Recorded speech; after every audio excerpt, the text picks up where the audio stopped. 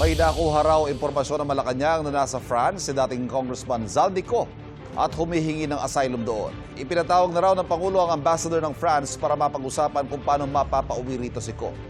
Narito ang aking unang balita.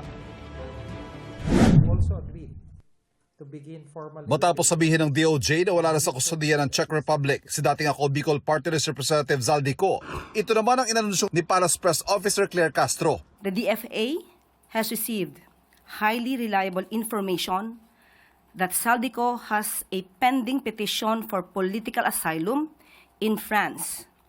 He has been requested to be transferred to and is now under the jurisdiction of French authorities. Hindi po siya nakakulong. Kailangan lang po siyang dalhin doon dahil meron siyang pending petition for asylum. Ayon pa sa Malacanang, lahat ng embahada at konsulado sa Europa, inutusang kumalap ng dagdag na impormasyon. Makikipagtulungan daw ang gobyerno ng Pilipinas sa iba pang gobyerno alinsunod sa international law para maiuwi si Ko na naaharap sa kasong graft at malversation dahil sa 289 million peso flood control project sa Nauhan Oriental Mindoro. Magkakaroon ng pagpupulong, pinatawag po ng ating Pangulo, ang ambassador ng France at pati ang ambassador ng Czech Republic or charge d'affaires. At para mapag-usapan kung anong pagkukulang, kung anong dapat na ginawa at ano yung dapat na maaari pang gawin para maibalik si Zaldico dito sa ating bansa.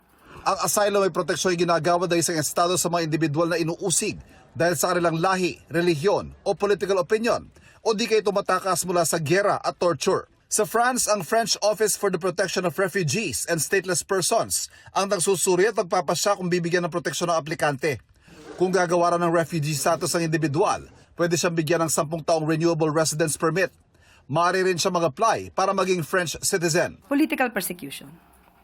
So clinically niya he's being politically persecuted here in the country, so he's seeking an asylum sa France. Alam natin na bago pa man nangyari ang lahat, siya ay hinahabol na at pinababalik dito para sagutin ang mga alegasyon tungkol sa malversation,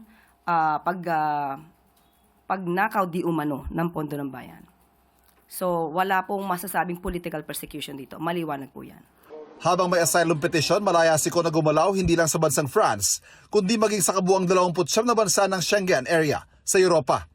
Ayon sa palasyo, dismayado si Pangulong Bongbong Marcos sa mga pangyayari sa paghahabol kay Ko, pero wala raw siyang sinisisi. Lahat po ng opisyal na na-involve dito para po alamin kung ano ang nangyari at anong kondisyon at that time ni Zaldico ay nagtrabaho po na maayos. Ito ang unang balita. Ivan Mayrina, GMA News.